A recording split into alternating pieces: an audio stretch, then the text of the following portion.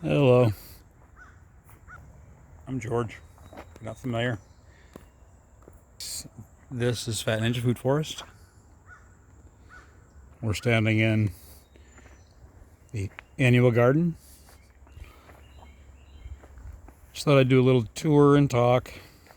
I make a lot of these videos, but it's just beautiful out here right now. I'm not sure if this light's going to be great for videoing, but it's just gorgeous out here right now.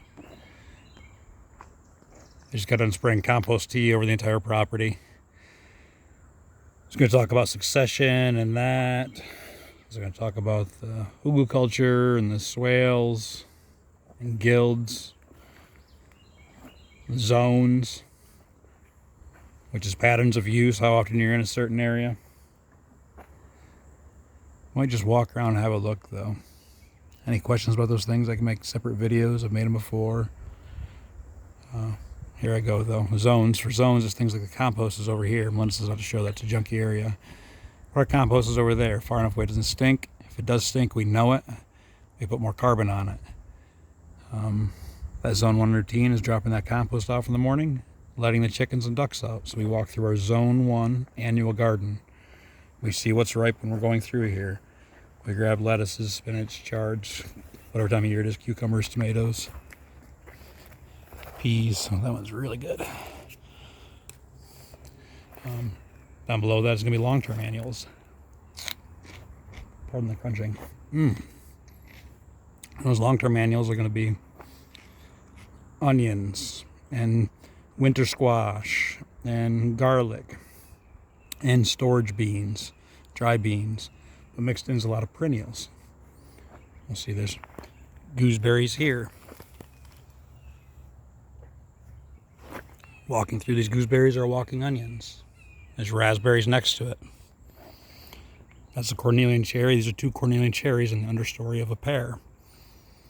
Really good harvest on those, looks like this year, loaded with berries. It's got a locust sticking out of it, being a nitrogen fixer. I keep chopping that back. More raspberries and blueberries are on the bottom.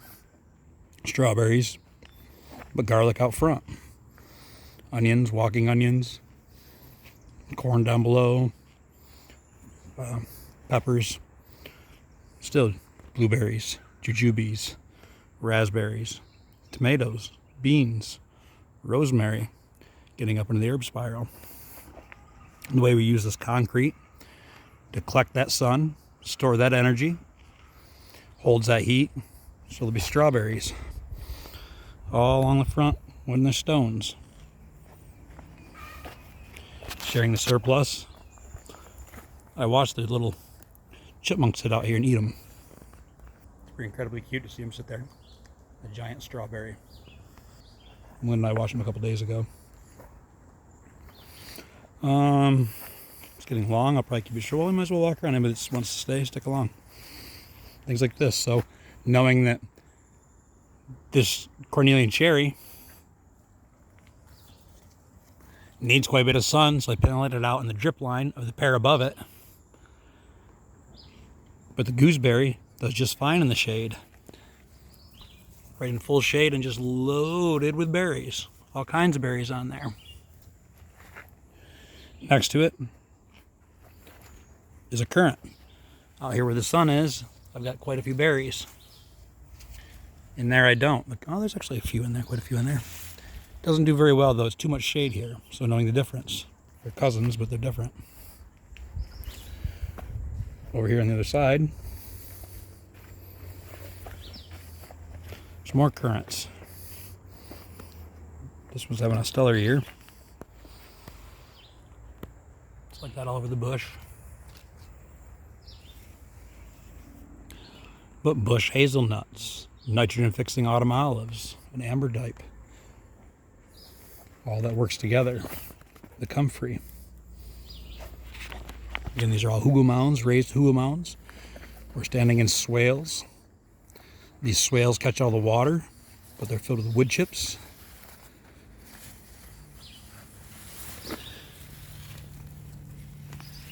So that was wood chips a year ago. It's real warm. We feel it's collecting that energy, being a dark soil.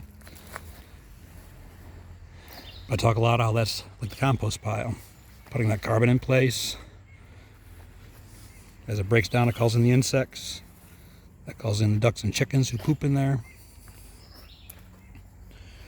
Carbon, nitrogen, and all the other needs. Again, carrots, potatoes, more onions in the back, but a hazelnut and lovage and lots of weeds that we eat. This Nanking doesn't look good. Probably be its last year. But the apple next to it's having a real good year. On the bottom corner, you can see how we pruned this one to be open. More potatoes and grapes and elderberries. Farther down is another potato patch. After the asparagus finished on the back side. More gummies. These ones are just coming ripe. It's a different variety. We'll look at a couple more trees that are just teeming with berries right now. We're standing in another swale. Lots of perennial flowers mixed in. Lots of berries mixed in. But our corn as well. And a pawpaw. More grapes. More raspberries. Multiple varieties of each. And here's the bottom of the property. The last of the zone 2, 3, maybe. Zone 3, 4 will be behind the tiny house. We just don't go back there very often. This is a recirculating pond. We could talk about, as soon as I step here, it's much cooler. We're in the shade. The water keeps it cool. It's full of goldfish and minnowfish. Helping eat mosquitoes. Has the waterfall to keep it aerated. Surrounded by lots of perennials that we eat, sochan and cleavers and mint and stinging nettles and the ground covers. Another pawpaw. A little more wild out here in the Foodforest side of the backyard, side of the forest. It smells wonderful. You can smell it. We're walking through mint. Lots of self-seeding annuals and perennials at our feet, just getting going. Just going to zoom in on this gummy berry. So you can see just how many berries are on that. And it's one of 3. That's our largest one.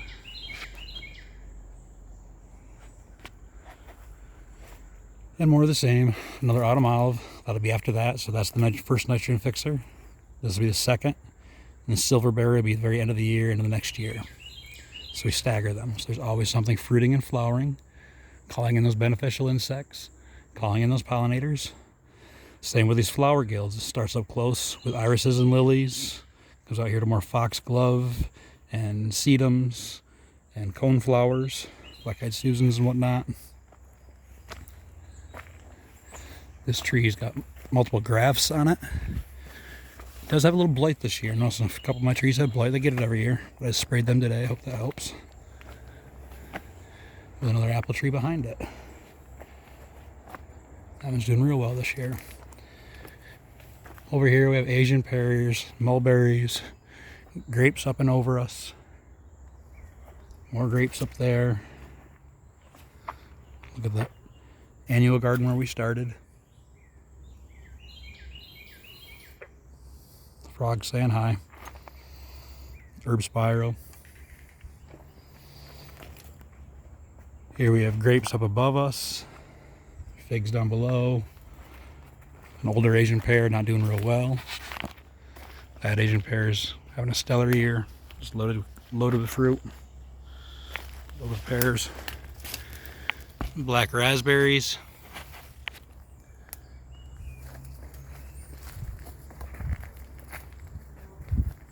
Or Nankings we've harvested already, but there's quite a few left.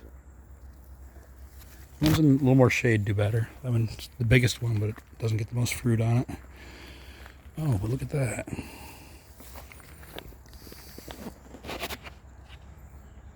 That's so good. More apples in the same. I'm not going to repeat myself. Different varieties with different grafts on them. This is like a blueberry. It's a honeyberry. I don't think we'll go into the front yard. It's more the same. Some yellow raspberries over here. These are the elderberries. I'm sorry, these are the mulberries. The way I've pruned this, it's supposed to be 60 foot tall, but you can see it's loaded with fruit, and that fruit's all down low. So I pruned it to be more branched out. This is the groundhog's hole.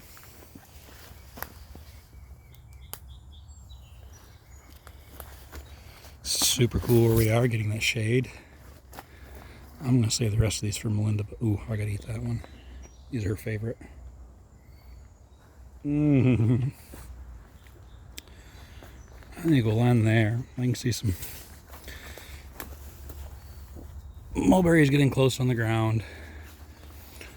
Another gummy berry here.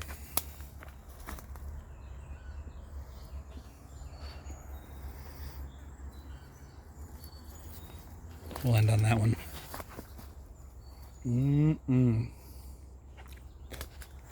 I'm George. This is Fat Ninja Foodforest. We do classes, consultations, tours. We sell red wiggler worms, worm castings, and what we really try to promote are some starter bins. Maybe we'll end on that. It's been a long video. I'll do that in the next video. We'll go and have a look at the starter bins and set up. Change can be better than a holiday. I believe it's truly overdue. Have a great day.